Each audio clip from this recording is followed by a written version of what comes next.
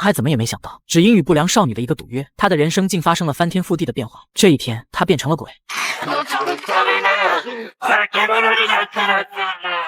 男主一直是班里被欺负的小透明，直到不良大姐大看见了这一幕，他什么都没说，只是坐到了男主身边，其他人就再也不敢造次。完事他只是随便翻翻男主的书便离开了。可这突如其来的好运，却使得男主误会了什么。他主动找林濑搭话，以为对方和自己一样，都是超自然现象的爱好者。林濑也是服了，他不久前谈了个男朋友，长得非常像偶像高仓健，可没想到对方满脑子都是黄色。他也因为不愿意被渣男甩了，也正巧失恋心情不好的时候，他就看见男主被人欺负，一时兴起帮他爸爸。你这种宅男特有的强迫传教真的很烦人，就是因为这样你才会没朋友。这点狠狠地戳中了男主痛处，被打击的站在原地呆住了。林濑也觉得自己似乎有点说过头，回头道歉并表示自己虽然不相信外星人什么的，但我相信这个世界上有幽灵。可他怎么也没想到，男主竟然嘲笑鬼这件事，世上根本不可能有鬼吧？他只相信存在外星人。于是两人开始吵了起来，慢慢的争论变成了打赌，双方都想让对方见到真正的外星人和鬼。于是就在当天晚上，林濑来到了男主指定的废弃医院，两人实时电话通讯，而男主那边则是来到了林濑指定的废弃隧道。然而两人万万没想到，他们双方都会在这晚见到真火。先是男主这边，他拎着手电筒走进隧道，这里的气氛非常恐怖，也好在有林濑在电话里陪他说说话。直到走进深处，男主意外发现地上有许多诡异的血脚。おっぱい吸わせてやるからよ。男主反应过来后立马逃跑，他发誓这辈子都没跑这么快过。可林濑在电话却表示千万不能跑，原来他从小被巫女外婆带大，知道绝不能和鬼婆婆赛跑，一旦被鬼婆婆追上就会受到诅咒。电话中传来男主的惨叫，林濑也没想到真的有鬼，立马就打算去隧道救援。可他怎么也没想到，自己这边竟然也遇到了真火。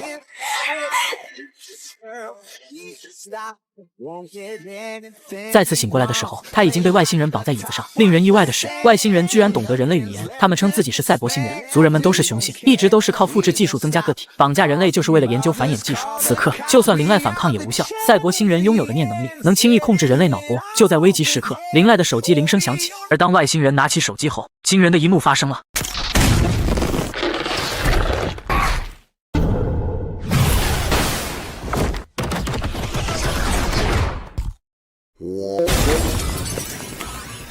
全身长满毛发的男主居然当场答了外星人的命根子。原来男主不幸被爱吃鸡的幽灵婆婆追上，因此触发了诅咒条件，被对方附了身。男主根本无法控制身体，只能遵循本能袭击视线内的雄性。你は許可していません。直ちに出て行きなさい。そうでなければ、バナナをください。6個。早い。年日が定まらない。我々の大切なバナナを、このバナナ泥棒、セルフォスケ食料法。我々は人間と友好関係を結んでるんですから、バナナはください。あげますよ。自分のだったら何でも。ずっと宇宙人に会いたかったんだから。こちとら友達がいないから宇宙人なら友達になってくれるんじゃないかって、小学生の頃から空に向かってずっと UFO 呼んでたんですよ。でも来なかった。いくら呼んでも自分のとこには現れてくれなかったんだ。人間には暇つぶしにいじめられて、宇宙人には気にも留められない。誰も自分の存在を認めてくれなかった。でも綾瀬さんは、そんな自分をかばってくれたんですよ。だから彼女に触るな。彼女を傷つける奴は許さない。彼女のためなら、化け物になってなってやる。頑張れオカルトくん。男を見せろ。はい。解决男主之后，赛博星人再次开始对女主的研究。就在被赛博人催眠时，女主想起了曾经的往事。小时候巫女外婆一直让自己施咒，林濑也一直照做，可朋友们却一直嘲笑她的奇怪行为。林濑一直不理解外婆的用意，她也不明白为什么会回忆起这件事，只不过外婆的话一直在脑海回荡。頭の先から気を。ありがとうおばあちゃん。これならクセ男ぶっ飛ばせるわい。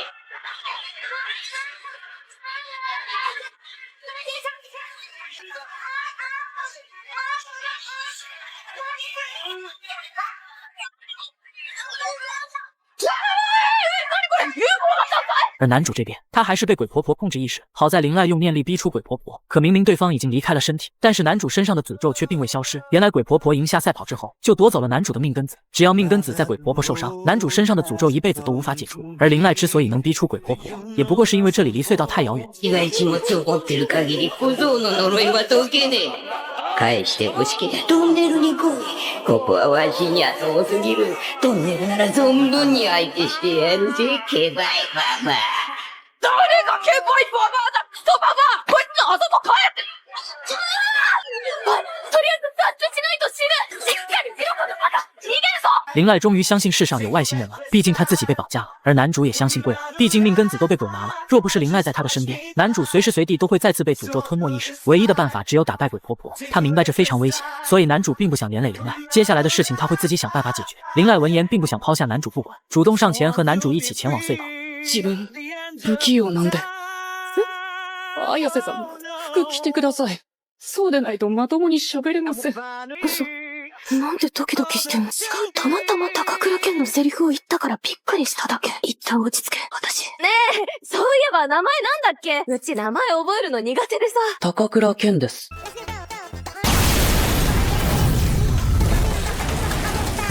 这是你10月必看的炸裂新番，那个经常被同学霸凌的死宅男主，一次意外走进灵异地点的隧道后，他的人生便发生翻天覆地的变化。男主被色批婆婆附体成为了超自然能力者，但代价是身体被控制，而且男主的命根子还被他拿走，不过因此获得了强大的力量。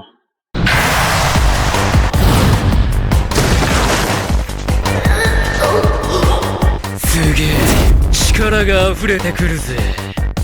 而女主小桃觉醒了超能力，刚好可以帮助男主暂时压制附体的恶灵，但也意味着男主不能离开小桃，否则他就会被高速婆婆吞噬。无奈之下，小桃只好带他回自己家。殊不知男主刚踏入门口的一刻，他的全身突然燃起熊熊烈火。情急之下，小桃使用超能力将男主甩到旁边的田地里。原来是小桃的奶奶在门口设下结界，受到诅咒的男主是进不去的。于是小桃将符咒摘了下来。然而不出意外的话，就要出意外了。两人突然听到门铃声，小桃顿感不妙，因为奶奶曾经说过，我们家有2种门铃，一种是给人用的，另一种是恶灵专用的。而现在的门铃声是小桃从没听过，也就是说，门口外面站的就是恶灵。现在唯一的办法就是把符咒贴回去。于是两人从后门悄悄溜出去，殊不知他们已经被墙壁围住了，而且现在还不能贴符纸，因为男主还在里面也会被烧死的。然而就在两人不知所措时，恶灵终于现身。但令两人万万没想到的是，眼前的庞然大物并不是幽灵，而是外星人。他是来为同伴报仇的。小桃很想用自身的超能力干掉他，不过现在时时刻刻都要抑制男主的诅咒，以至于小桃没办法自如使用超能力。然而就在这时，男主看着还没复原的手，他突然有个大胆的想法。原来他打算去战斗，让小桃只解放他身体的诅咒，保留对头部的意志。可小桃才刚刚觉醒超能力，他还不够熟练，不清楚究竟能不能成功。然而如今的现状容不得他多想，唯一的出路便是背水一战。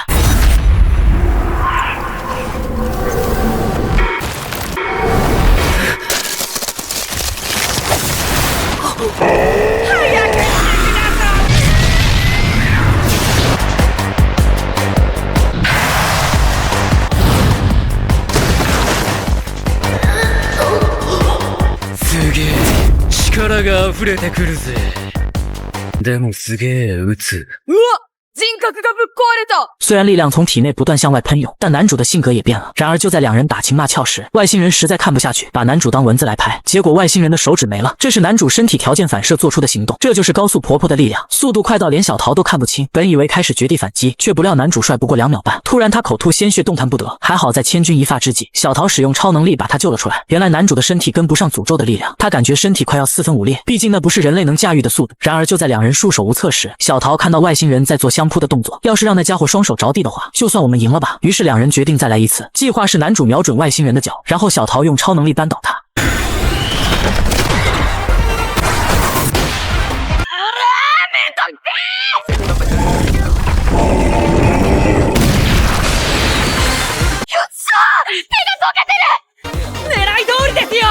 虽然两人配合得很好，跟计划如出一辙，但外星人不讲武德，不肯认输就算了。趁着小桃毫无防备时，一只强有力的手一猛然将他攫住，然后狠狠扔在墙上，紧接着一个沙包大的拳头直接把小桃刻在墙上。男主想过去支援，但他也自身难保，可以说情况非常不妙。然而就在这时，男主突然变回原样了。原来小桃并没有失去意识，同时他也想到对付外星人的办法了。然而他话还没说完，外星人的拳头如同陨石般再次轰击，墙壁竟在这一击之下凹陷出一个触目惊心的深坑。眼看小桃还在嘴硬，外星人可不会惯着他，他的拳头如潮水般汹涌而至，每一拳都伴随着震耳欲聋的轰鸣。本以为小桃就这样死去，却不料他早有计划。この深さならよ。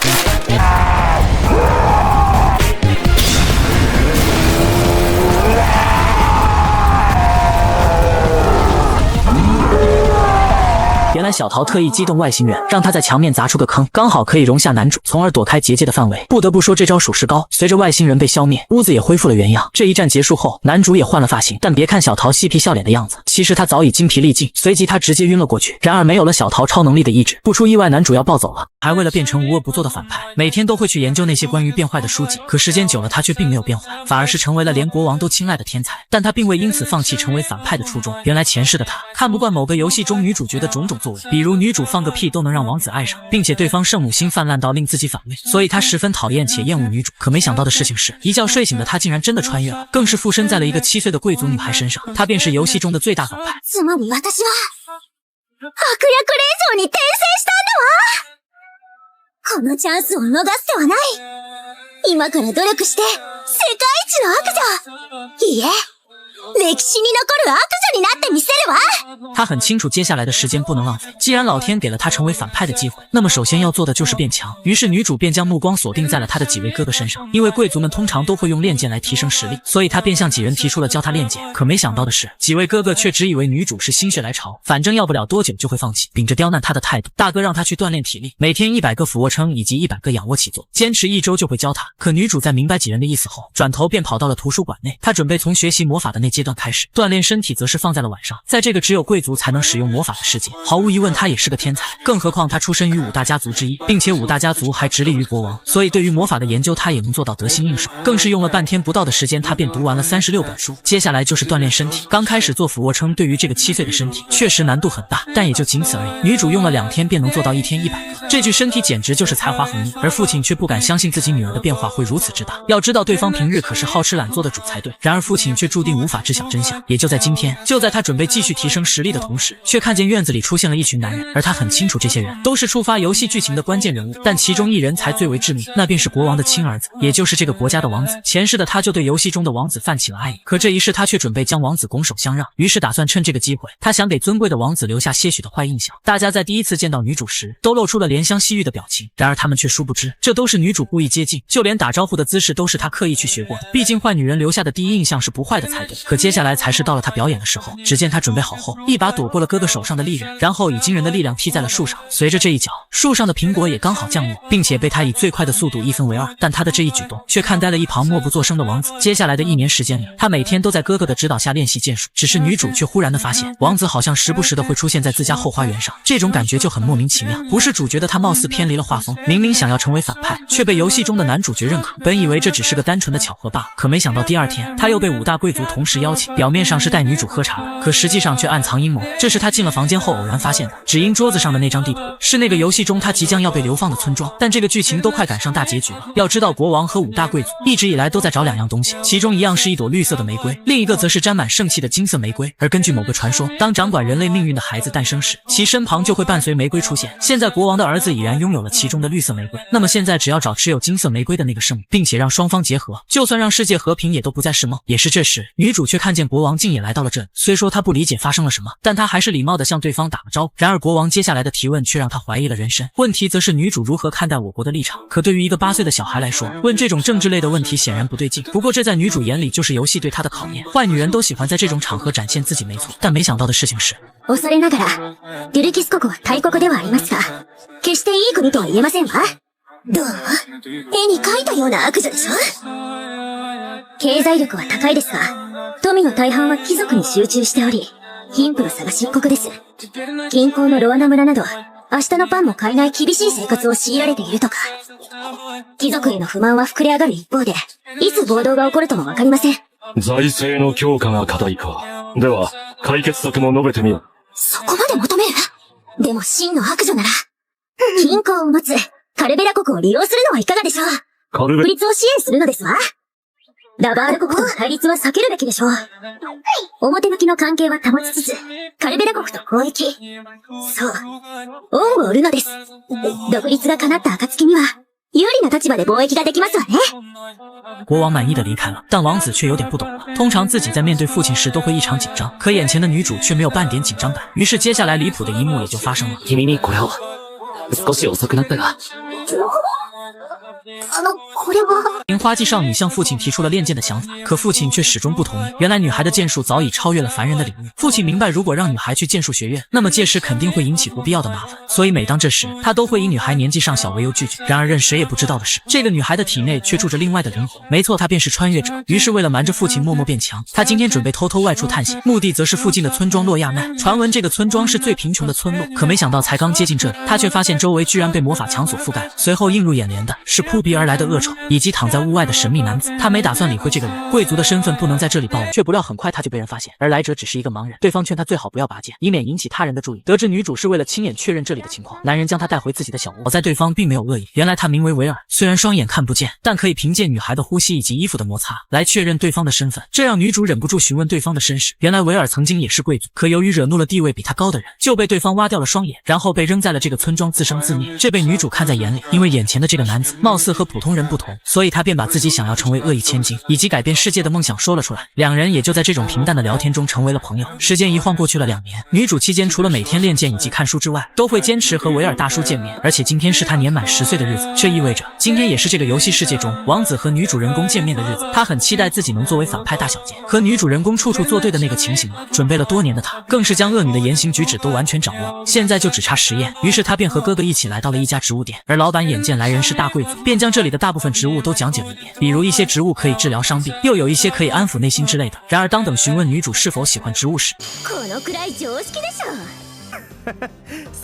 第2天，他找到哥哥，再次说出了自己想要练剑的想法，可没想到迎来的却是对方的严厉指责，理由则是女主年龄尚小。事后哥哥和父亲诉苦，他的确不该对妹妹大声吼叫，只是这一幕却被路过的女主恰好听见了，然后他便走进了房内，并同时质问他们不让自己练剑的理由。眼见氛围这么紧张，父亲只好答应他，只要年满15岁就同意让他练剑。只因女主还没意识到，她的剑术早就超过了儿童领域，如果让她参加剑术测试，必定会成为王国焦点，不管是好是坏。然而当年女主与国王的对话，5大世家全都在场，他们隐藏不了太久。即便如此，父亲也只是想给她一个简单的童年。此时女主却在抱怨，为了成为最棒的恶女，她是一点时间都不能浪费。无奈之下，只能去找威尔求助。因此今天她第一次白天来到村子，却发现了村子的真面目。这里没有秩序，充满了暴力。一个小孩正在被一群恶棍欺负，女主想要上前制止，却遭到了威尔的阻拦。事后他们才将被霸凌的孩子带回家中，但以当前的情况却不容乐观。在这里这种事他见过太多，由于没有药物，生病受伤只能等死，因此他将孩子聚集在一起，教他们认字和算术。只有这个男孩是个孤儿，但他的聪慧连威尔都自叹不如。但凡能获得良好的教育，必定能成为一个了不起的人。只可惜在这里诞生的孩子，一出生就会被贴上罪犯的标签。此刻女主才意识到自己如今的环境是多么优渥，即便如此，她还是被大人保护着。虽然不想保护他人，这不是一个恶女该做的事情，但游戏女主角一定会伸出援手。她自我攻略不能做女主角能做的事，也是一种耻辱。于是女主找到保罗想要退烧的草药，这才帮助男孩暂时脱离了生命危险。可她依旧认为自己很没用，为了成为最强恶女，她一直在努力，但真有事发生却什么都做不了。因此从现在开始，她要用10倍的努力，让自己成为能名垂青史的第一恶女。为此她必须掌握魔法才行。却不料今天女主意外发现，图书馆里竟然多了一片之前没有看到的区域，书架上摆满了她心心念念的魔法书。1级魔法只要有魔力谁都能使用，50级以上就需要大贵族级别的魔力，而记载的最高等级是100级。但游戏中王子和女主角都会100级以上的魔法。很快女主靠自学学会了5级魔法，却因为睡眠不足导致脑袋很疼。此时国王又恰好驾临要跟她聊聊，女主兴奋的一批，只当作是她恶女的失联。国王开门见山，他喜不喜欢这个国家？女主不明白这个问题是什么意思。见女主不理解国王改变问法，他觉得这个国家的运行模式怎么样？女主坦言讨厌贵族优待的制度，毕竟说是贵族，但其中有多少无能者却身居高位。虽然他不是针对所有人，但成为贵族的条件是拥有魔力。可擅长魔法的人不见得擅长政治，反而平民不管多优秀，却因为身无魔力就连翻身的机会都得不到。因此当前的制度不知道浪费了多少人才。一想到这个他就头痛不已。然而王子却看出他是真的头痛。可国王还有最后一个问题，他说的话也同样适用于他自己。然而女主无所谓被剥夺大贵族的地位，她自知只是运气好出生在这个家，但明知自己无能，却为了保住地位打压优秀人才就是作恶。谈话结束，女主刚一离开就差点晕倒，王子及时出现将她抱在怀里。随后见女主连吃药的力气都没有，王子是真牛逼，直接嘴对嘴喂药就离谱。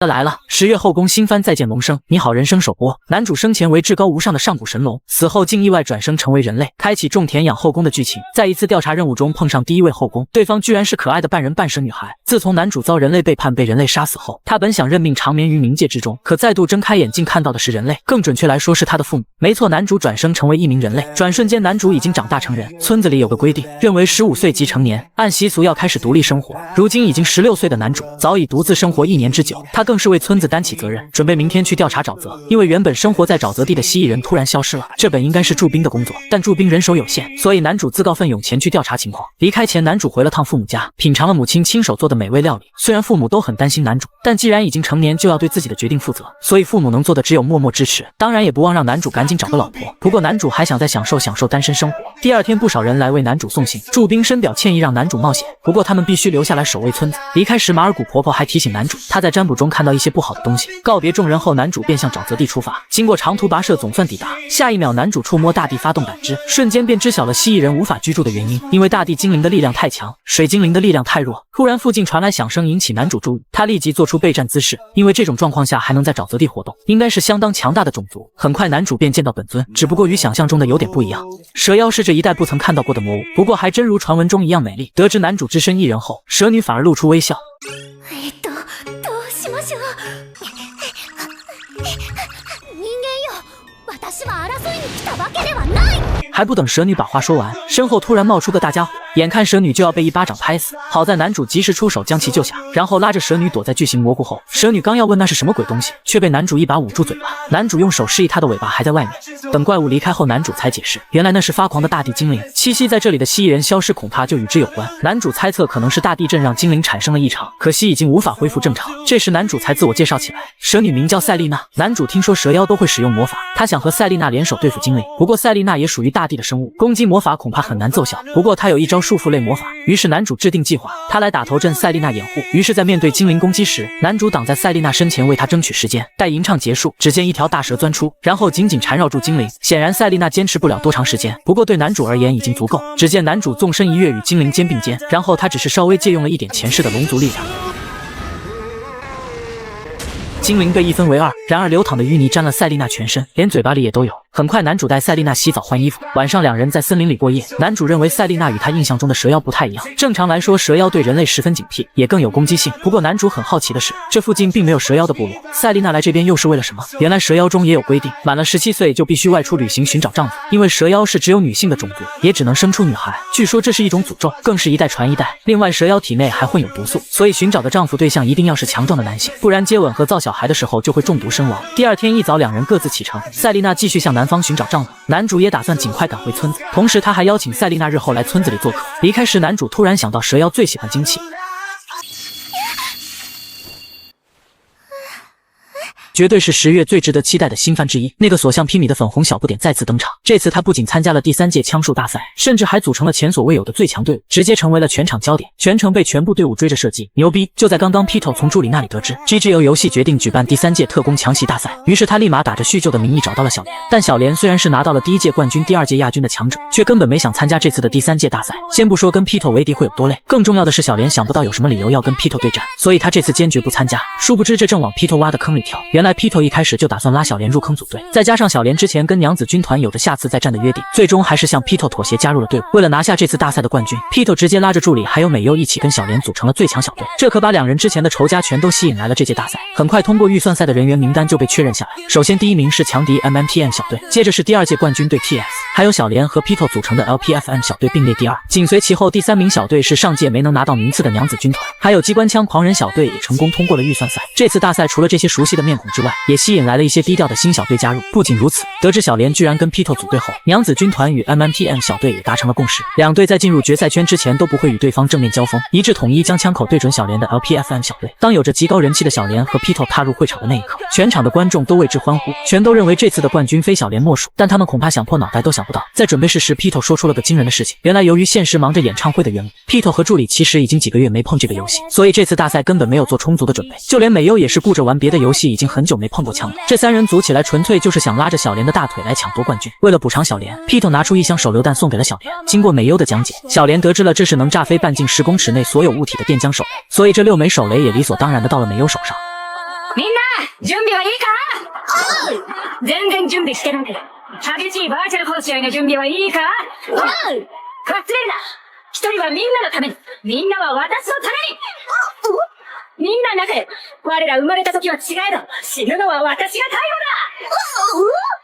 後だ。久々だからゲームをゲームとってのんびり楽しもう。つまり優勝以外は許さん。さあみんな、おごる存分に主怎么也没想到，他居然会被神社的老爷爷相中当孙女婿，要他在从未蒙面过的3姐妹中挑选一个当老婆，最后再继承神社。对于这种无理的要求，男主一开始是拒绝的，但是奈何姐妹们实在是太好看了，他也只能勉为其难的接受。而在这之前，从小父母双亡的男主在孤儿院长大，17岁的他也到了要离开这里的年纪。他刚好又被神社的公司给相中了，对方要收养他，于是乎男主便顺理成章的来到了神社寄宿。而这一天刚好公司不在家，他还以为对方是因为年纪大了没听到，便直接来到了里屋寻找。忽然他听到旁边房间有女孩子的声音，而且对方好像还在换衣服。理智的男主知道一旦打开门，肯定会被当成变态来对待，于是便选择在外面等待。但没想到的是，还没穿好衣服的他们居然主动走出来了。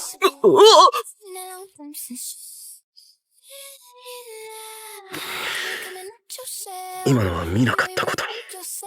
できるとでも思ったか届き物もっと塩を持ってこいこのハレンチな汚れを払わねばでも、血出してるよ。手当てしないと。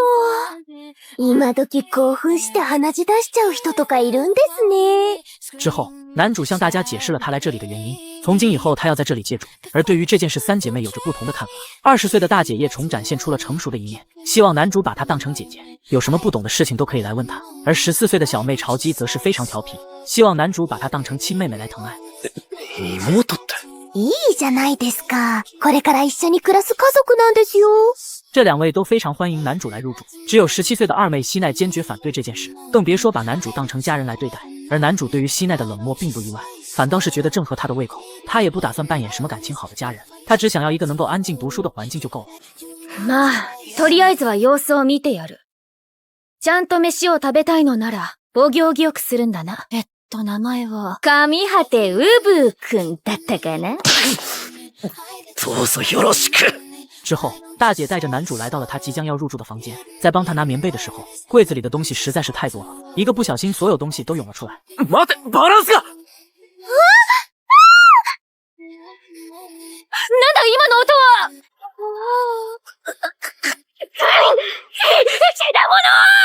誤解だ！男主也是无语了。他真的只想要认真读书啊！来这里发生了太多意外，耽误了很多时间，现在必须要加紧补上进度才行。忽然小妹又从身旁出现，说是要和男主增加感情，所以特意来找他玩。男主并不领情，还让他赶紧偷觉。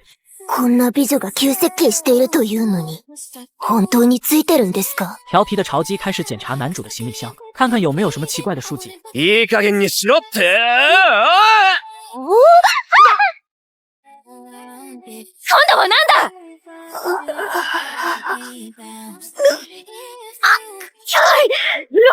ロリコ！だから誤解だ！连续被揍了这么几顿，男主实在是没心情看书了，于是便出来洗个脸冷静一下。看到一边的房间里居然还亮着灯，好奇心的驱使下他打开了门，没想到大大咧咧的希奈居然就这样睡着了。由于晚上比较冷，还打起了喷嚏。男主出于好心想要帮他盖被子。まさか私もただしまだ！落ち着けって！ゆなねどうしたの？ごめんね、お邪魔して。うちら全員とスケベしちゃうなんて。ほんと誤解なんだ！信じてくれ！原来希奈是因为熬夜折玉手不小心睡着了，这些都是准备发给参拜的人们的，而这也是她们3姐妹作为巫女的职责。通过这个帮助大家和神明牵线，替大家祈福。男主忽然发现他们手上的发带好像都是一样的，大姐解释这是母亲留给他们的遗物，也是他们最重要的宝物。当他们得知男主立志要成为一名医生，现在读书是为了报考京都大学医学系的时候，都表现得有些吃惊。希奈更是直言，还以为男主只是一个单纯的变态而已。不过既然你有如此志向，来到我们神社也算是你的运气好。それにこの時期は奇跡が起こるかもしれないからな。奇跡？押しつぶのかない雨だ！お前も毎日神様に祈れば、きっと願いが届き、奇跡が訪れるだろう。バカバカしい。男主并不信奉神明，所谓的流星群只不过是陨石降落罢了，竟然会相信这种幼稚又毫无科学依据的传说，我实在无法理解你那童话故事般的大脑。男主这番话直接完美踩到了希奈的雷区，这次都不用物理攻击了，直接气到了开始扎小人诅咒他。第二天，有不少人来到了神社参拜，3姐妹一如既往地为大家分发祈福过的玉手，但很快意外就出现了。不会说英语的希奈根本无法和外国小女孩交流，好在男主及时出现，用英文帮她解释了这一系列的行为。小妹妹才知道西奈是在替她祈福，完美化解了这一场危机。这个瞬间，男主在西奈心中的好感度飙升。紧接着又发生了一场意外，他的发带被小鸟给叼走了，这可是母亲留下的遗物。尽管三姐妹寻找了一天，但是依旧没有任何线索，只能明天再找了。大姐见到西奈这么的自责，连忙安慰她：“私たちには神様がついてるから、きっと導いてくださるよ。はい、すぐ見つかります。”そうだな。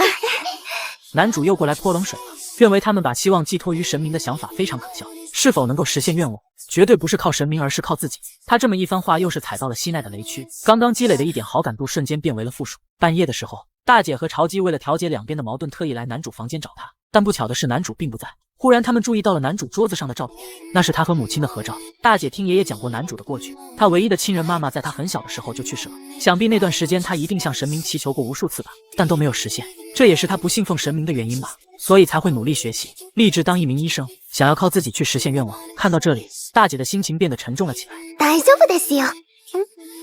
あの二人って案外似た者同士でしょ？素直じゃないところとか、なんだかお人よしのところとか。確かにね。だから心配しなくてもいいんです。あの人はきっとうちらの味方です。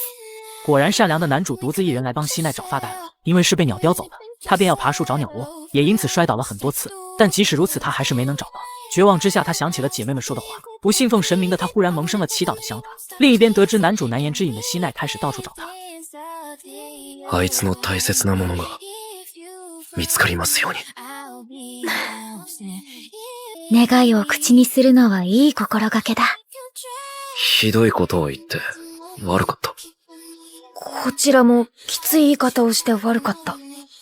见到男主为了他遍体鳞伤，西奈从心底接纳了这个男人。大姐和小妹见到两人和解了，也是非常开心。回去的路上，浪漫的一幕发生了，流星雨和掉落的樱花映照出了一幅极美的画面，大家都惊叹这恐怕就是奇迹吧。男主也震惊了片刻，但很快就发现了其中的原理，便感觉没那么神奇了。でもほら、今のお前の目の前にある景色は奇跡みたいに綺麗だろ？まあ、ほんのちょっぴりの。素直じゃないですね。そもそも美人三姉妹と一つ屋根の下ってだけでも奇跡なの。而更神奇的是，不知是不是神明显灵，他们的愿望居然真的实现了，发带又奇迹般的掉落在了西奈的头上。男人怎么都想不到，自己来神社借住第一天就被公司大人要求入赘并老婆3选1，而且更离谱的是，男主还得每天伺候这3位美少女，就连洗衣服都得要求男主来干。おい、このブラとセットのパンツはどこだ？見当たらないぞ。気にするな！上下が揃っているとは限らないんだ！ちょっと恥ずかしいかも。っていうか、なんであんな慣れてるんですかね。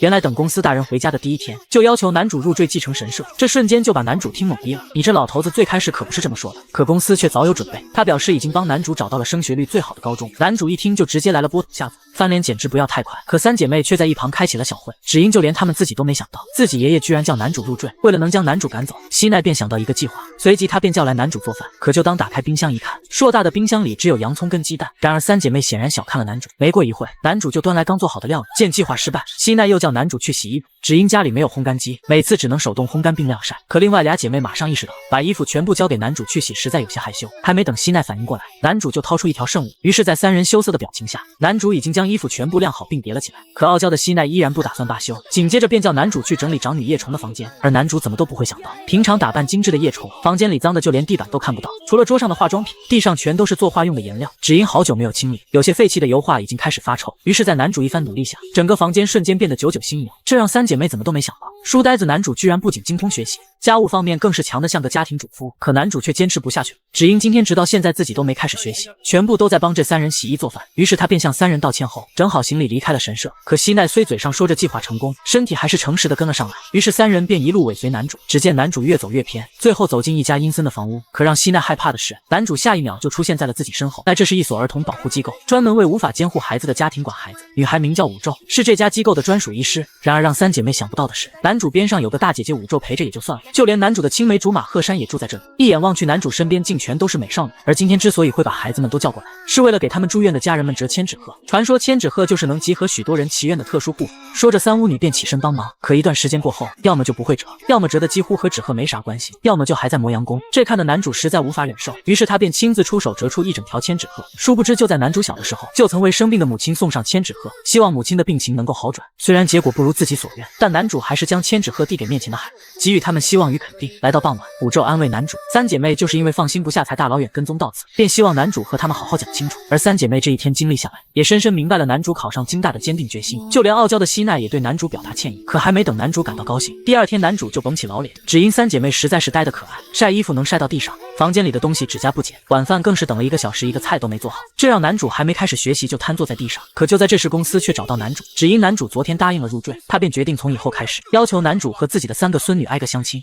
还怎么也没想到，只因自己的家乡出现了强度12的深渊，他那早已宣布隐居的祖父竟再次出山。面对这种级别的灾害，一般的探索者只有被蹂躏子，可男主的祖父是被称为不灭恶鬼的最强男人，年轻时更是进化过难度13的深渊。要知道12级就是足以匹敌魔王的强度，而13级世间无一人能挑战成功。可即便是当时最强的男人，也敌不过岁月的侵蚀。在和强度12的深渊棒厮杀了一晚后，祖父虽然赢了，但他的身体也被斩成了2半，只剩下最后一口气和男主交代遗言。这就是探索者最后的下场。既然你选择了战斗，就等于时刻都与死神为邻。所以你看到我现在的惨样，还打算成为探索者？男主流下了眼泪，并发誓要成为比祖父还强的探索员。然而一晃2年半过去了，男主的愿望并没有实现，只因他的职业是最弱的话术师，只能躲在队友后面发号指令。他们虽然是 C 级小队，但却因为男主的交涉浓郁，成功接到了 B 级的讨伐上级吸血鬼的任务。击杀了一路的下级吸血鬼后，队里的战士有些不耐烦，为什么不直接去斩杀本体？这样眷属就会失去行动能力。男主表示，我们只是 C 级判做的，如果同时对上眷属和 BOSS， 肯定只有死路一条。战士不以为然，还阴阳起了男主，战斗的指挥就交给你这个话术师，你只需躲在后面，一点都不用担心受伤，真是太厉害。男主早已习惯了这样的嘲讽，毕竟话术师这个职业没什么战斗力，只能依靠同伴战斗。男主想解释先解决眷属的重要性，可没想到就是这短短宝贝步，让躲在天花板上的 BOSS 抓住了机会，他直接瞄准了男主这个指挥，将男主困在了毒气之中。其余几个队友想要帮忙，可没了男主的指挥，他们连平时1半的战力都发挥不出来。战士深刻意识到自己的错误，希望男主能赶紧发挥作用。与此同时，毒气中的男主想起了家乡和祖父被深渊摧毁的场景，于是猛炫了一瓶回复药水，然后掏出了自己唯一的武器。他虽然战斗能力低，但话术师可是辅助职业，男主更是将自己的几个技能都学到了马技。他首先使用战术展开，这个技能能通过向队伍下链，从而让队友的全属性提高 25%， 而第二个技能也是强化，男主可以主动提高所有人的士气，让队友的体力和魔力再提升 25%，2个战士瞬间找到了原来的感觉。最后男主闪现到后方下令，让法师给2人套上护盾，整个局势瞬间反转。刚刚那看似不可攻略的BOSS，现在仅是2秒半便轻中解字，而打倒 BOSS 后，其余眷属全部失去行动力，整个迷宫的深渊也被净化。接着众人返回帝都庆祝，这个都市发展魔宫文明，所以比起其他国家更容易引发深渊，于是帝都便提倡人们成为探索者去净化深渊。但男主的目的可不是过来赚钱的，他的梦想是成为比祖户还要强的探索者。于是在结束了今天的庆祝后，男主提议创建一个战团，只因大型委托是帝都直接下的，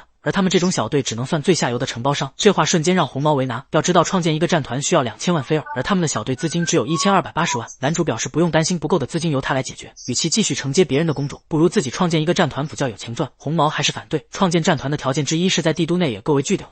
男主回到这也不用担心，他有租到便宜房子的门路。青毛也站了出来反对，他们只是新手，等级也只有 C 级，怎么可能经营好一个战团？男主很无奈，既然你们不想创建，那就把属于自己的那一份资金给我，我自己发展。这时战士选择站到了男主这一边，他也想趁早做大做强。红毛和金毛的脸瞬间黑了，于是只能同意2人的要求，不过今天只能口头说说，至于后续的操作，由他这个队长先去了解一下再来商讨。男主答应了下来，可没想到红毛这个老六第2天就被刺了自己。落ち着いて聞け。ロイドとタリアが俺たちを裏切りやがった。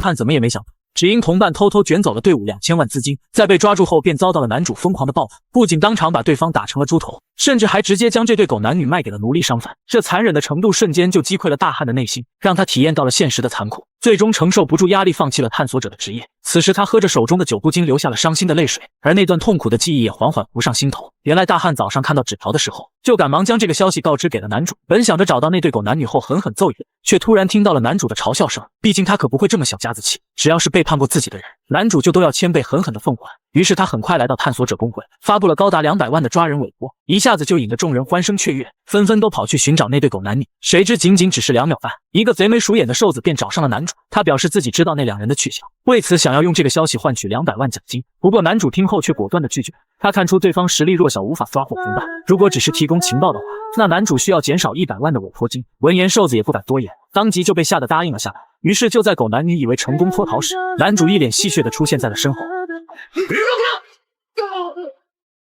趁着2人大意的瞬间，男主一招言出法随，瞬间就制服了他们。随后经过了解，原来对方之前沉迷赌博难以自拔，一时间失去理智，借了高利贷，最终无力偿还之下，居然就把队伍资金都拿去还债。对此男主一脚便踹在了他的脸上，接着踩在对方的胸口，准备亲自实施残忍的酷刑。就这样，男主接下来疯狂的踩踏，奋力发泄着心中的怒火，很快就把红毛打得苦苦求饶，看得一旁的大汉都有些于心不忍。不过男主并没有就此收手，他表示要求得自己的原谅，那就得多忍耐个几千下才行。当场吓得其他人目瞪口呆。这时黄毛开口求情，希望男主能够放过他，可没想到男主竟扬言自己是男女平等主义，并不会因为是女的就手下留情。接着他用出真话咒言，命令黄毛将事情都公布了出来，而真相就是参与赌博的不止红毛一人，黄毛的疯狂更是有过之而无不及，大部分都是被他给亲手挥霍的。于是在知道真相后，男主毫不犹豫就叫来了奴隶商贩基尼，随即便将事情都说了出来，打算让基尼给2个人估个售卖价格。怎料等计算完毕，这对狗男女的价格居然才值600万。对此基尼耐心解释，因为最近圣岛教会颁布了教律，简单来说就是禁止了奢侈的行为，任何高价买卖都会被教会的人给盯上。无奈男主也只能表示理解，所以开口打算卖给对方1100万金币。刚开始基尼还没反应过来，但很快便恍然醒悟，以为男主是哪里搞错了。可令人意想不到的是，基尼接下来每开口反驳一句话，男主居然就陆续增加100万的价格。最终气得基尼想要杀人时，男主才缓缓告知了自己的想法，扬言要是基尼用1500万买下的话，那他到时就对外宣称是3000万的金日，这样哄抬价格，提高奴隶的身价。如此一来，这2人正常来说便可以翻个3倍，直接高达9000万都没问题。等听完了男主的想法，基尼顿时就惊为天人，没一会儿便同意了这场交易。见状，黄毛内心恐惧到了极点，当即开始向大汉同伴求助。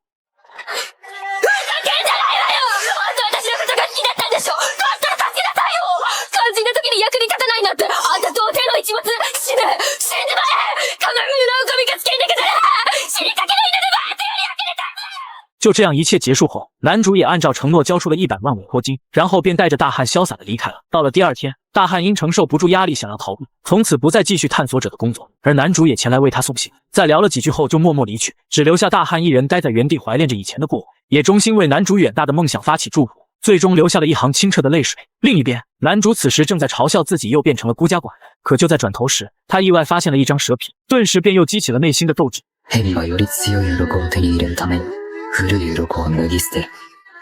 脱皮が必要か。ブルービヨンドは神聖性。今日この日をもって。女仆熟练地将蔬菜甩向空中，接着以完美的刀法切成丝，然后轻声询问对面的男孩，他现在是否可以被雇佣。然而对于这个正值青春期的男孩来说，这无疑是一道非常困难的选择题。原来就在前不久，他的门铃被一个陌生的女孩敲响，对方上来就说自己能否当这里的女仆。虽然起初的男主只以为他可能是来推销产品的，但当等真正询问其原因后，才得知原来是自己远在海外的某个亲戚特意派这个女仆来找他的，并且好巧他的父母也在前几日出门旅游了。于是在联想到这或许跟父母有关后，男主便让女仆展示一下才艺。可没想到的事情是，女仆的这番操作把男主吓得不轻，这怎么就和杀手一样？所以他便拒绝了雇佣女仆。然而就在女仆前脚刚离开不久，眼神也充满了失望的同时，却忽然看见男主又追了过来，并且手里还拿着什么东西。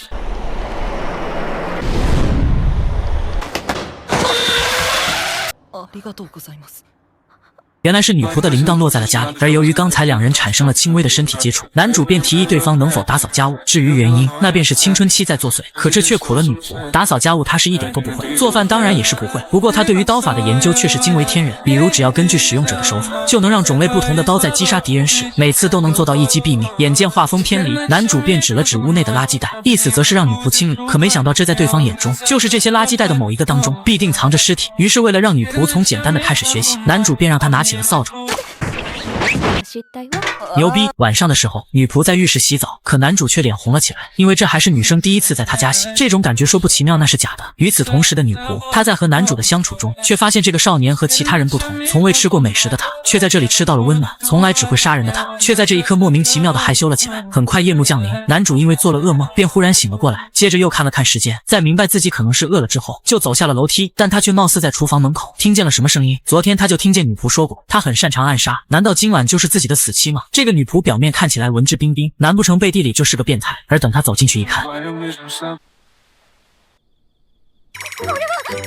好在只是女仆半夜饿了，然后偷偷的吃起了肉酱，这让男主悬着的心放了下来。原来女仆半夜也做了一个梦，她梦见肉酱对她说了话，说什么她怎么吃都吃不完，并且女仆明天说不定就会因为暗杀而死，所以现在可以尽情的去吃它。而这便是女仆半夜来厨房偷吃肉酱的原因。可她在前去吃肉酱的途中，却还发现男主在屋内呻吟，貌似也做了噩梦。于是女仆在想到这很可能是暗杀者来袭，所以便走到男主的跟前查看。然而她见到的却只是男主喊妈妈并且在流泪的样子。闻听此言，男主便顿时害羞了起来。原来在他很小的时候，每次做噩梦时，如果不躺在妈妈的腿上，就无法睡着。可话音刚落，女仆便示意男主躺在她的腿上。此刻只会暗杀的他貌似变得温柔了起来，可没想到男主却拒绝了，毕竟他不再是小孩子，不是吗？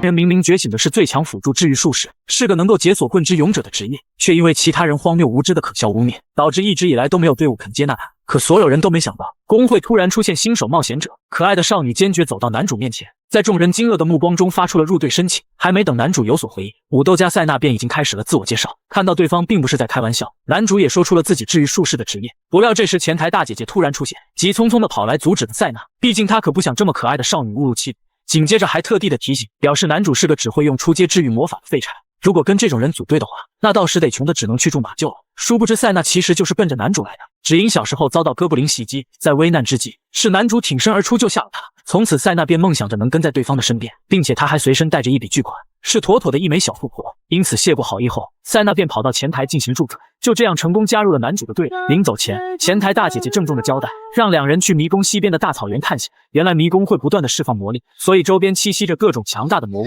而其中最适合新手的地方便是在西边的大草原。不过男主却并没有听从建议，反而带着塞娜来到了迷宫入口，打算进去后好好测试一下对方的实力。没一会他们便遇到了3只哥布林，仅仅只是2秒半的功夫，塞娜居然就一人解决了战斗。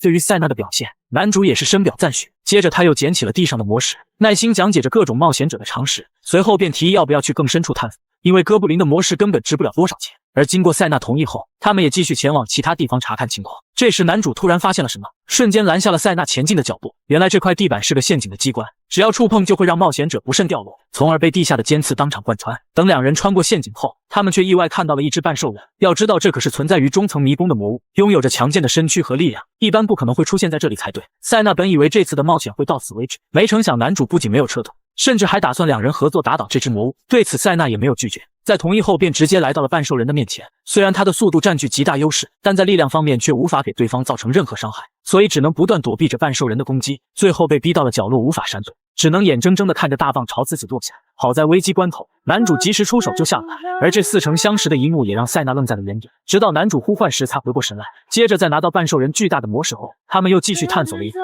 最终等回去时便多出了好几块的哥布林魔石。见状，前台大姐姐当即就不乐意了，明明已经说过要去新手地区探索，怎么现在还跑去中层击杀了半兽？为此男主赶忙解释事情的经緯，就连塞娜也帮忙澄清，这才让前台大姐姐勉强相信他。接着就是兑换了一大袋钱币，引得男主惊讶连连，只因他在以前的冒险小队根本就没有获得过这么多的收益。随后又突然顿悟，看来自己是被别人当成了冤大头，私扣了他大量的血汗钱。听到这话，塞娜顿时就不干了，当场就愤怒的要找对方算账。不过男主却没有过多的计较，表示要就此忘掉之前那不快的经历。随后两人来到了旅馆，订了2个房间，准备好好休息。在房间里，塞娜第一时间便换好了睡衣，脑海里回想起了冒险时的场景，而男主的强大也让他不由得心生困惑。それにしても、この町の人たちはどうしてあんなにもすごいお兄さんを無能って呼ぶんだろう。人怎么都没想到，自己在夜7时竟看到远处一道关注，这也导致这件事在他心里久久难以忘。最终他便一个人独自闯进分所区。当他触碰到立方体后，他就发生了翻天覆地的变化，成为了机械臂士。要问为何会变成这样，就要从那天晚上说起。一个神秘女人独自潜入集团抢夺立方体，并且她身轻如燕的就准备逃离，却不料早有一群卫兵在缴获剥身，但她丝毫不把对方放在眼里。只见她腿部上的花纹突然亮起，下一秒她的身上就出现了2只机械臂。仅仅3下5除2的时间，她就打败了数个卫兵，可终究还是被高科技给限制住。接着集团的干部也闻讯的，没想到的是他也有一只机械臂，但他的机械臂是通过高科技改造而来。他也趁着女人被限制，从而夺回了立方体，并且一直说着挑衅的话语。ルキさん、噛み砕け。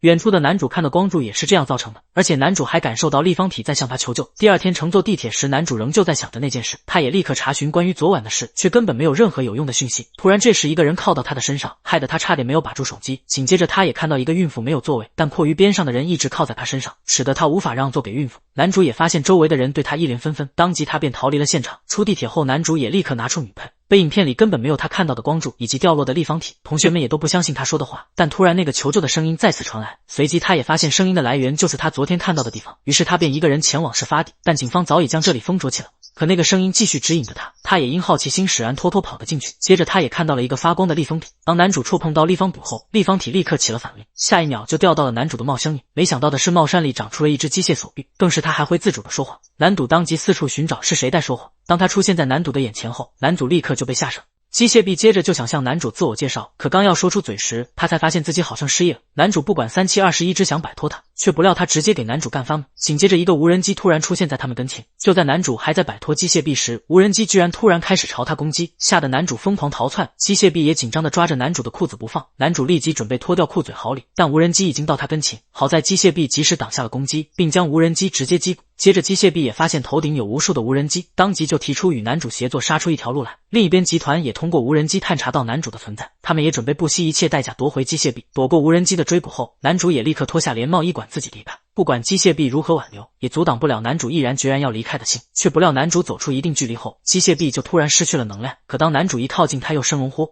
男主也立刻测试了起来，于心不忍的男主最终还是决定带着他。也就在此时，无人机也赶了过来，机械臂也准备显示一下自己的实力。接着他便一路拖着男主逃跑。殊不知集团的干部在高处观望着这一切，当他看到机械臂是这副模样后，他便决定让无人机去对付男主，而他则是对那个神秘女人更感兴趣。不出所料，金也真的来到了这，没想到的是男主在跑时突然被一只手抓了过去，原来是金来救男主了。仅仅2秒半，无人机就被尽数消灭。接着从金的口中得知男主的机械臂名为阿尔玛，却不曾想此时那个干部也赶过来，趁着金跟对方说话之际，男主立刻带着阿尔玛钻进了胡同里。金原想追上去，却被集团干部拦了下来，这也成功激怒了金。而在男主那边，阿尔玛发现敌人都是奔他而来，所以他也不想再连累男主，希望男主抛下他独自离开。此时金也已经解决完敌人，出现在了男主面前，随即男主也决定与阿尔玛并肩作战。阿尔玛也想到了解决的办法，那就是让男主只管往前冲，剩下的交给他就行了。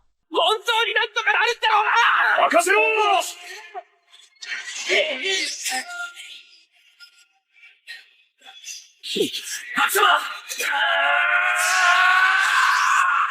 最终男主也靠一拳击败了金，随后他也立刻逃离了现场。当金回到组织后，侯林也深知集团很快就会查清男主的身份，所以他也继续交代给金一个任务。夜月清晨，男主带阿尔玛一同去上学，但男主做梦都没想到金居然转学到他班上。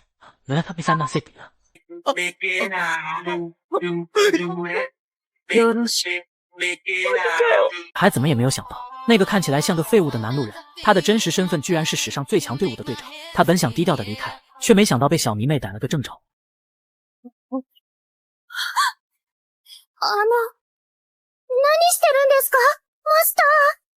而更让他想不到的是，男主真的只是个普通的路人角色，只因他儿时玩伴一个个都是强的离谱的龙傲天，不想拖大家后腿的他本打算退出队伍。当他正要艰难地说出这个决定的时候，伙伴们却忽然将他选为了队长。だからお前やれよ、リーダー。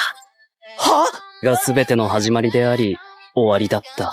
宝藏猎人这种职业在这个世界非常热门，猎人们会去寻找四散在世界各地名为藏宝店的遗迹，将埋藏在其中的宝贝拿到手。在这个过程中，他们会和被称为幻影怪物战斗，是种冒着丧命风险将财富和名誉弄到手的职业。今天的这间酒馆仿佛非常热闹，在帝都极具影响力的战团初始的足迹，他们正在举办一场招募新进队伍成员的面试。对于猎人来说，单打独斗是有极限的，所以到达一定程度后，大部分人都会选择加入一个合适的队伍，然后跟伙伴们一起变强，挑战更高的极限。忽然身后有个女孩向男主打招呼，大家看起来都剑拔弩张了，让我感觉有点讨厌。不过你看起来好像很好交流。私はルーダルンベック。最近レベル3に認定されたばかりなの。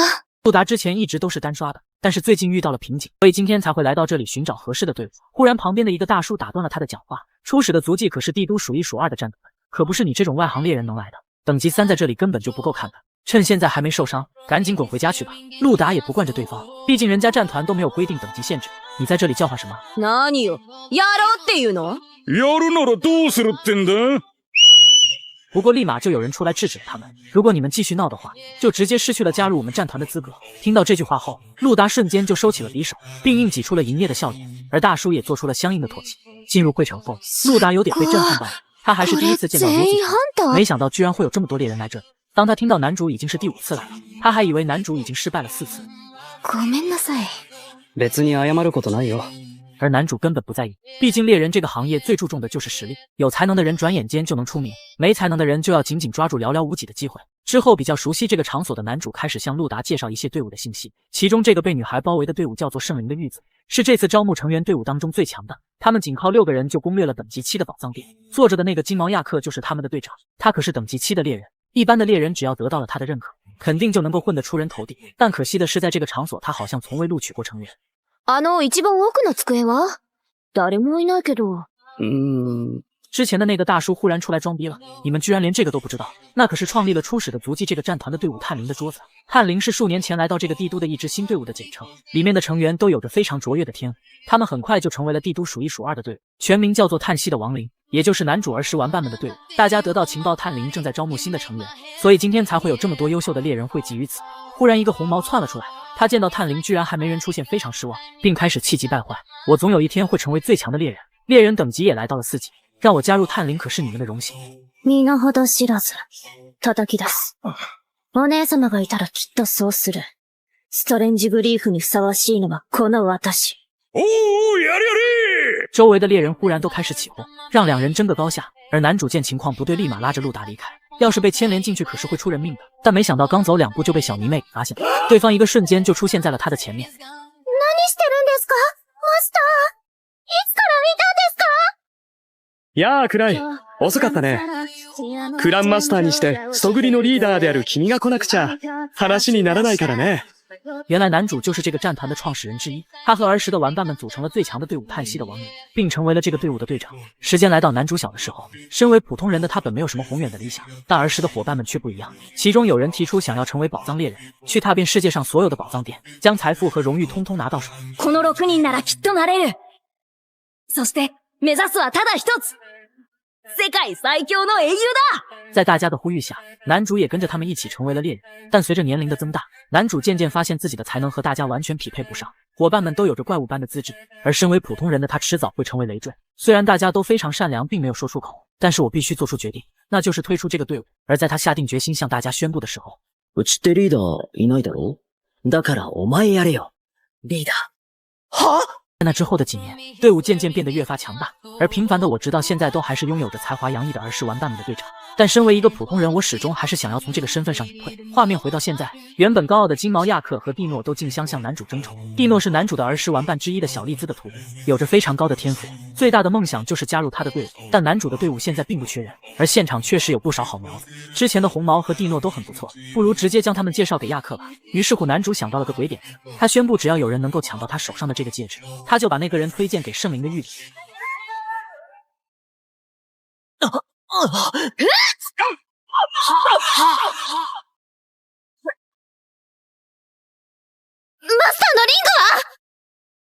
戒指掉在地上，大家感觉自己都有机会，开始相互争抢，于是整个酒馆就乱成了一锅粥。趁着现场混乱，男主就先溜了。第二天，之前酒馆大乱斗的事情上了新闻头条，现场发生了大爆炸，所幸并没有出现伤亡。但是探索者协会分部长要见你一面，男主原本只想省事，没想到居然出了这种大事。见到副部长后，男主直接来了个虔诚的下跪式磕头道歉。虽然副部长和男主是老熟人了，最后损失也不是很大，男主道歉的态度也不错，但这件事还是产生了不小的负面影响。为了维护猎人圈的和谐，他还是要做出相应的惩罚，其中最常见的一种方式就是惩罚游戏，让被惩罚的对象接下一些报酬少、难度高的委托。男主在其中挑选了一个等级3的任务，好像看起来还挺简单的。他本想把这件事情抛给亚克，但好巧不巧，对方刚好不在。偌大的房间里只剩下蒂诺一个人。マスト。お？ティノが取ったんだ。蒂诺还以为男主找他有什么好事呢，没想到是让他去做无聊的惩罚游戏，立马就闪开了。而男主在这一行混这么多年，也不是没有手段的，瞬间又把他抓了回来。蒂诺开始抱怨了：“我才刚刚达到等级4而已啊，想要一个人救出5个人是不可能的，上面写着难度濒临死亡的极限啊。”男主仔细看了一眼，发现这任务确实不简单，于是便承诺不会让他一个人去。マスターが一緒に来てくれるのでしたら。白の巣だよね。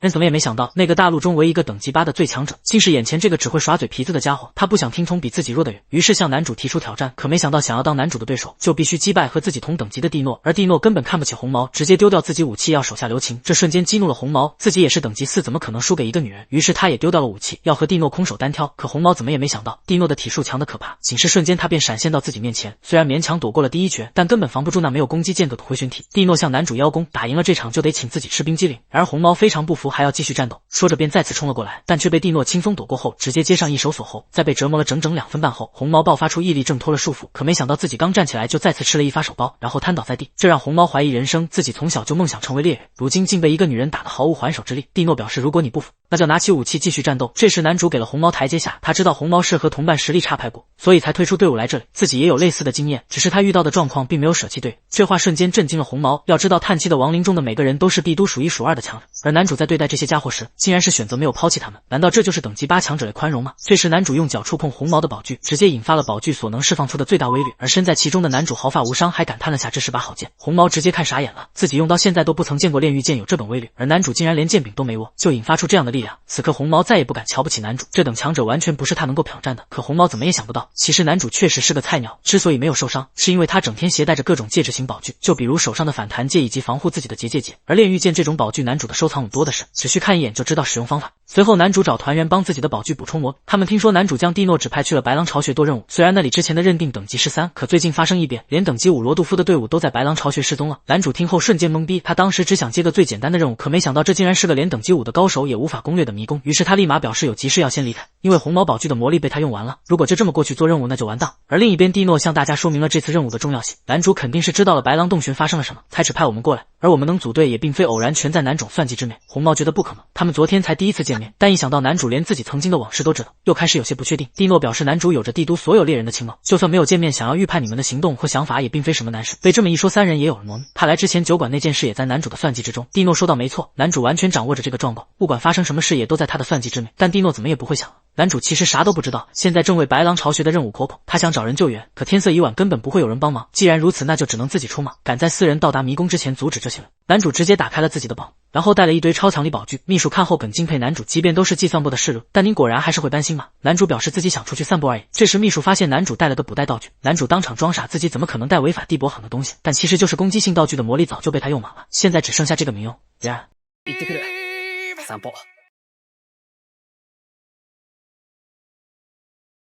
安全性ゼロ。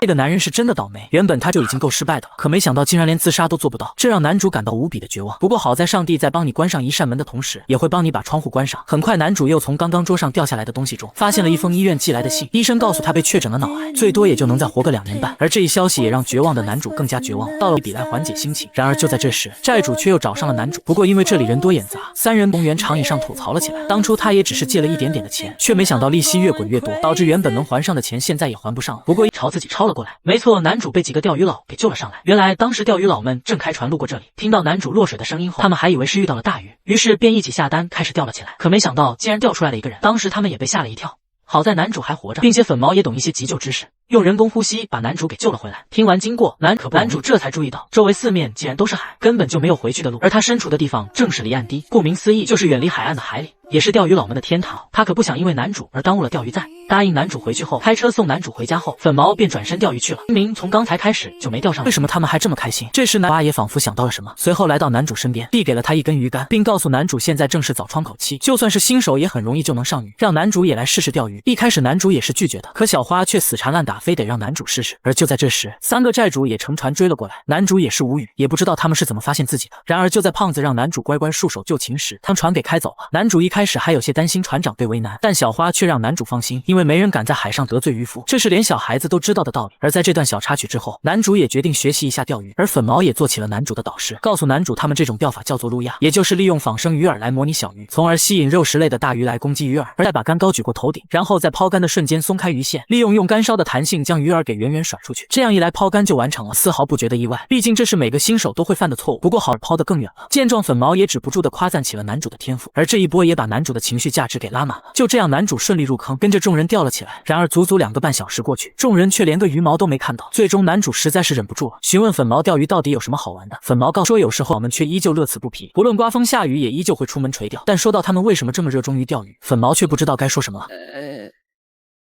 なぜだろう？は？而就在众人思考这个问题的答案时，男主突然觉得手上一紧，然后一提竿，新手大礼包就到账了。すごい！いきなりルアーで釣るなんて。这下而有了这一次的经验，男主也意识到，原来在于看来这生きてる。俺は生きてる。逃げる。俺は逃げる。而对于男主这个新手来说，根本就没有对付这种大鱼的经验，最终还是败给了海陆的喜塞。不过这种拉大鱼的感觉却让男主记忆犹深，看来这海边又要多一位钓鱼佬了。而这时小花也发现下面的海水像是沸腾了一样，而这正是大鱼在捕食成群的小鱼时才会出现的炸水现象，纷纷开始上鱼了。小花更是成功钓到了一条60加的海鲈，但男主却像是运气用光了一样，这次并没有钓到鱼。而在早窗口结束之后，众人也乘船回去了。看到フライパンなくね？牛逼！男人怎么也没想到，自己竟然穿越到自己亲手设计的游戏世界中，并转身为异世界最强大的魔王，仅仅一击就能秒杀闻风丧胆的恶魔。然而最离谱的是，他不光有外挂般的管理员权限，而且在游戏里开启了后宫，简直就是人生巅峰的极致体验。由于个人的经费不足，男主精心制作的游戏即将在今晚停服。然而就在凌晨12点整，意想不到的事情发生了，男主突然发现自己置身于一片茂密的大森林之中，直到看见河里的倒影，男主才知道自己变成了魔王，而且连声音都变了。然而就在他百思不得其解时，森林里突然出现一位女孩，随即大喊让大叔赶紧逃。结果话音刚落，一只恶魔就从天而降。一开始男主还以为他是女孩养的宠物，直到他不讲武德发起攻击。お前、何の罪？自動反撃発動、反撃開始。リベンジ。必殺！クリティカルヒット。判定失敗。相手はすでに倒れている。生存スキル発動。瞑想。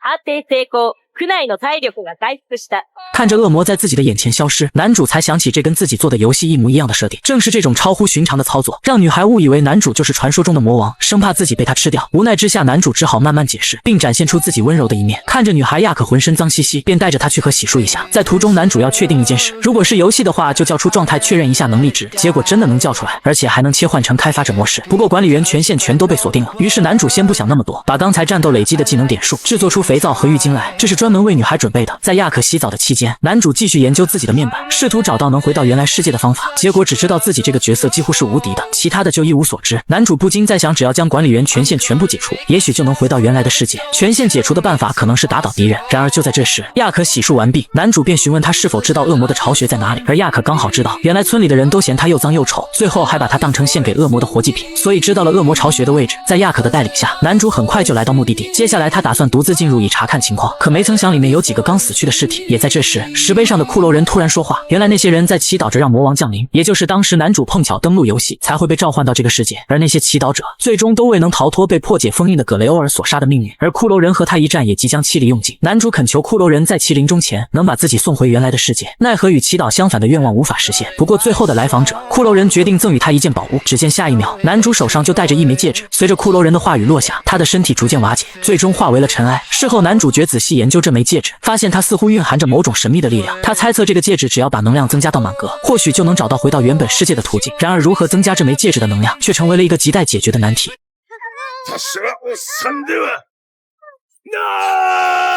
重来魔王最新一季更新，开场奉献埃塞妖骨名场面，堂堂圣女安吉尔只是收了男主一个天使光环，整个人都变得不对劲起来。その輪に恥じぬよう研鑽したまえ。私は君の敵ではない。天様は、どうして魔王が。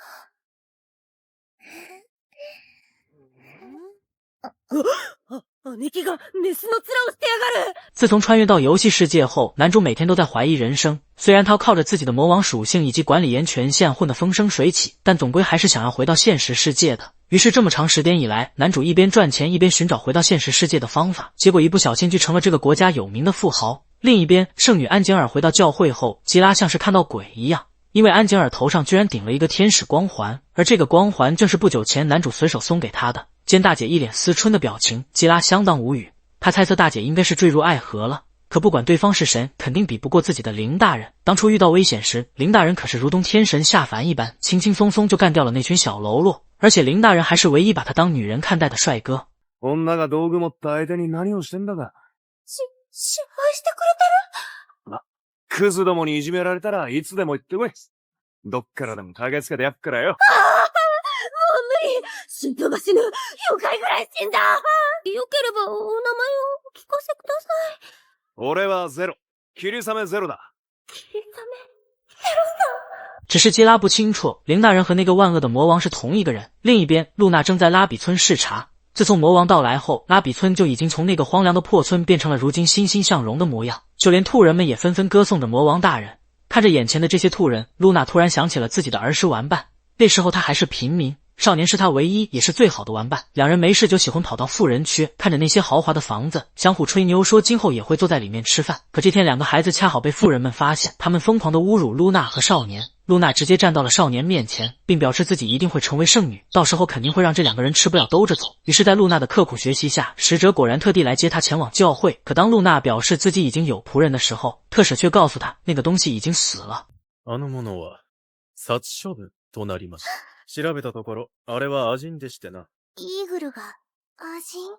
也就是从那时候起，露娜下定决心要打造一个亚人与人类和平共处的世界。这番话刚好被身后的男主听见，他感叹小丫头的理想远大，但此次前来他是特地找她告别的。虽然每天晚上抱着3个美女睡觉很爽，但他也有着属于自己的忧虑，那就是不太懂怎么应对魔法，所以他这次准备出趟远门去调查一番。ハーラ、お前に村のすべてを任せる。何か緊急の案件があれば、いつでも通信を飛ばしてくるように。了解。それともう一つ、この村に害意を持って近づく者がいれば、形成一人残らずだ。いいな。了解。男人因为怕死，所以把属性点全都加上了幸运，却不料开局就把幸运值直接拉满。就在刚刚，他是做梦都没想到，只是做个梦的功夫，就遇到了异世界小说的穿越桥段。随着魔法阵逐渐向四周蔓延，本以为躲到天花板就能逃掉，可还没安心2秒半，魔法阵便再次出现。谁知穿越后，他没遇到刻板印象的沙雕国王和美丽公主，只有一个同样孤身一人的龟仙人。对方提醒男主快点去做准备，其他人早都已经出发了。随着一扇外挂面板从地面浮现，男主激动上面有很多牛逼的技能，却不料因为他最墨迹的缘故，强大技能都被选完了，剩下的都是没人要的废柴技能，要么是掷骰子按点数分配能力值，要么是村民套装和隐形眼镜。男主是真的服了，剩下的技能一看就是鸡肋，连魔法都是一些看似就无用的技能。于是男主向龟仙人抱怨，靠这些垃圾能力只怕连新手村都走不出去。结果对方恼羞成怒，一气之下就把剩下的垃圾能力打包塞给男主。再一转眼，男主就被送到了异世界，地上躺着装有村民套装的收纳袋，却不料里面竟然是无限空间。虽然里面的东西摆明都是村民剩下的，不过男主却感觉穿在身上还有点小帅。随后才想起来确认自己的状态，不料开局就要掷骰子才能打开属性面板，男主意外掷出了2个人点数。なんじゃそりゃ M ってなんだよ、まさかマイナスの M？ いやー、ド M の M ってことも。考虑到现在的情况不是一点实力就能改善的，于是男主选择全部加幸运，谁知竟直接把幸运拉满。原来 M 是最大值的 M， 但其他的垃圾技能实在无法直视。除此之外，因为他是被单独召唤来的，所以多了个无法与人组队的边缘人被动，以及使役魔物的能力。男主绝望，这下只怕没机会开异世界后宫，但当务之急是要先找个安全据点。此刻他想起初始道具还有隐形眼镜，这眼镜一戴世界豁然开朗，还为男主带来了鉴定技能，而村民里套装的含金量还在增加。男主一路搜刮各种草药食材，反正多少收纳袋都能装得下。在幸运的加持下，男主找到河流补充水分，又成功发现附近有一座无人山洞。男主窃喜收纳袋中还有魔力帐篷和魔力提灯，正好这次便宜了自己。夜间在森林中捡到的木柴和枯叶，再用温度魔法升温点燃取暖。此刻男主才发现，随着温度魔法等级上升，他又新学会了火魔法，拼了一天还获得了千里眼、察觉气息和锁敌魔法。所幸男主安全度过了异世界的第一个夜晚，只因魔法提灯具备驱魔效果，家里蹲称号则能让他窝在家里的时候无敌。随后他用火魔法生火，村民那套装里的道具切菜做饭。此刻男主对村民的崇拜之情无法言说，里面各种野外求生道具一应俱全。接下下来他打算把洞窟当作根据地，然后最重要的是确保粮食和安全。说到安全，就遇到了哥布林在外觅食。男主清楚置身森林除了中午早晚得战，现在正是下手的好机会，但只靠一根棒子实在没有安全感。他试着用包装魔法给棒子附魔。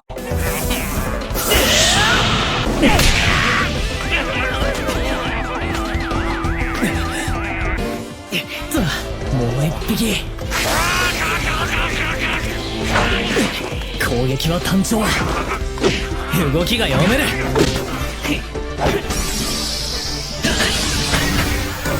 随着击败了2只哥布林，男主的等级来到了2级，能力值也都翻了1倍以上，不少技能也都跟着相应提升。第3日，男主打算继续练习使用魔法，他尝试将魔力覆盖全身，随即发现身体的各种机能获得了飞速的提升。今天就连哥布林也能轻松击败，就算1挑3他也不在话下。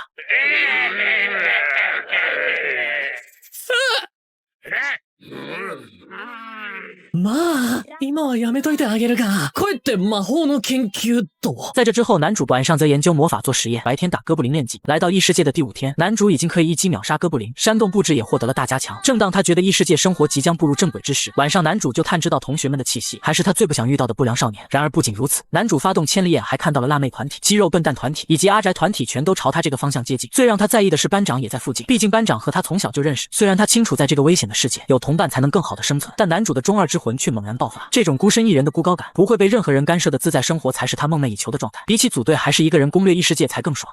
男人做梦都没想到，自己好好睡觉时，外面竟传来阵阵声响，这也使他不得不前去查看。不看不要紧，居然是那群死宅在与哥布林们战斗。最终，男主不仅出手相助，而且还带他们回到自己的住所。原来就在不久前，男主正在自我陶醉时，突然感知到有人在向他这边靠近，于是他便迅速地躲进了草堆中，却不料有一人竟径直走了过来，这也让男主不禁冒出冷汗。就在他即将发现男主时，突然一只兔子窜了出来，这也让男主躲过一劫。虽然男主不想与不良少年们扯上关系，但由于好奇心使然，他就躲在一旁偷听他们在说什么，也都在男主的意料之中。他们一直在开班级里美少女们的黄腔，而男主却丝毫不担心。他知道班长一定会制止这些不良少年，毕竟他从小就是擅长管教问题儿童的超级班长。接着男主也发现了他们在密谋着什么。画面一转，男主回到住所后，惊奇地发现自己的边缘人技能竟然升级了，可他的等级依旧是3。他也猜测造成技能升级的原因，应该就是一事无成和木头人造成的。一事无成的作用就是无法集中做一件事，不过做什么事情都能表现得不错。但木头人则是纯纯的废物技能，由于兔子没抓到，所以男主依旧只能以蘑菇充饥。时间来到第7天的夜晚，男主也早早已经上床休息，可外面却一直有打斗的声音。他原以为是不良少年在搞鬼，却不料是那群死宅在与哥布林们战斗。男主也看出他们应对的非常吃力，他也在犹豫是否要帮忙。考虑再三后，他决定先鉴定一下他们。不曾想他们都是等级16的人，并且个个都拥有属于自己的职业。于是男主也准备离开，却不料气息感知突然起了反应，居然是2只哥布林准备搞偷袭。もう、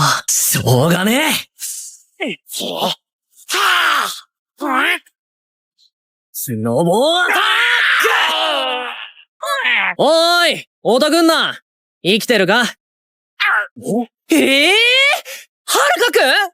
结束战斗后，宅宅军团们也一路跟着男主，并一直向男主表示感谢。男主也因自己太久没有与人沟通，所以导致自己的语言能力降低了。随后男主也邀请他们前去自己的住所，看到内部结构之后，他们一个个都非常的吃惊，而男主也好奇他们为何大半夜在战斗。殊不知他们是在逃亡。原来在他们刚被传送到这里时，所有人都表现得惊慌失色，唯独宅宅军团们非常的冷静。与此同时，班长也出来安抚大家的情绪，却不料一群哥布林出现在他的身后。此刻就连他也淡定不起来了，不仅是班里的女生被吓哭了，就连不良少年们也都吓坏了。好在宅宅军团的人显得游刃有余，最终在肌肉男们的帮助下解决了哥布林。接着班长也立刻组织大家前往视野开阔的河边，而宅宅军团也率领大家一起建设营地，再由班长分配工作，使得大家也逐渐变得团结起来。可好日子不长，大部分的人都只想着坐享其成，最终这个团队也变成了一盘散沙。之后也只剩下宅宅军团和少部分同学留下共识。宅宅军团们不仅干苦力，甚至还要为他们阻止怪物入侵，而且他们提升等级还有一个目的，由于他们看到了不良少年拿的技能，有能随心所欲操控他人的魅惑以及傀儡这样的技能，所以为了保护班级里的同学，他们才如此努力。最终宅宅军团决定偷偷监视着不良少年，而不良少年一直谋划着如何实现后宫计划。见此，宅宅们也将此事汇报给班长，班长也开始策划了一场好戏。不良少年在努力下终于掌握了那俩技能，随后班长也在这时独自走进他们视线，趁他们色性大发的时候，宅宅们出手将他们打晕，接着使用封印技能封住那俩猥琐的技能。不良少年的计划败露后，也理所当然的被大家赶出了据点。原以为事情就这样结束了，可不曾想他们居然升级完杀了回来，大肆的在据点里搞破坏，更更令人没想到的是，周遭的同学都把这一切归咎到宅宅们身上。就在所有同学都指责宅宅们的时候，只有班长出来维护他们。最终他们也无奈地离开了据点。听闻这些事后，男主便非常的感动，当即掏出他的所有蘑菇，给他们举办一场蘑菇 party。翌日清晨，男主也给宅宅们一些蘑菇，他们准备去城镇里当冒险者，并且邀请男主一同前往，却不料男主直接拒绝了他们。虽然男主也对城镇有兴趣，但他深知自己的这些技能一定会给他们拖后腿。接着男主也准备去看看班长的情况，却不曾想在路上遇到了狗头人，即使自己不慎被咬了一口，可最终还是击败了他。一转眼到了傍晚，男主也来到了河边的据点，可是这却空无一人。接着他使用锁敌看到了足迹，下一秒他也感应到河对岸有女同学在，社恐的他当即转身逃跑。尽管身后的女同学在挽留他，他依旧马不停蹄地跑，直到女同学使用敬语请求帮助时，男主才停下了脚步。原来他们是想找寻宅宅军团，意想不到的是他们居然是想找宅宅们道歉。男主当即就懵了，他们现在才意识到没有宅宅们的话，他们根本没办法活到现在。接着男主就开始试探他们，却不曾想对方直接就开哭。どうしちゃったのかな。ど